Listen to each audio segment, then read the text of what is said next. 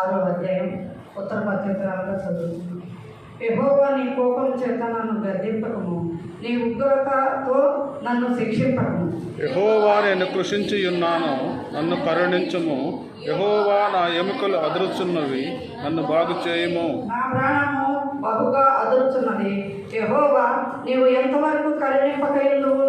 యెహోవా తిరిగి రమ్ము, నన్ను విడిపింపుము. నీ కృపను బట్టి నన్ను రక్షించుము. మరణమైన వారికి నిన్ను కూర్చిన జ్ఞాపకం లేదు. పాతాళంలో ఎవరు నీకు కృతజ్ఞతాస్తుతులు చెల్లించుదురు?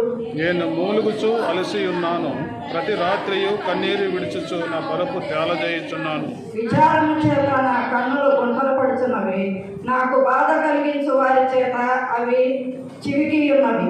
యెహోవా నా రోదన ధ్వని వినియున్నాడు, పాపము చేయువారులారా మీ ఎదురు తొలగిపోడు. యెహోవా నా విన్నపము ఆలకించి ఉన్నాడు. యెహోవా నా ప్రార్థన అంగీకరించును. నా శత్రువులందరూ సిగ్గుపడి బహుగా అదురుచున్నారు, వారు ఆకస్మికంగా సిగ్గుపడి వెనుకకు మళ్ళెదరు. ఆమేన్. దేవుడు తన పరిశుద్ధ వాక్యమును దీవించును గాక. ఆమేన్. ఆమేన్. హల్లెలూయా. హల్లెలూయా. 6వ సంకీర్తన భాగాన్ని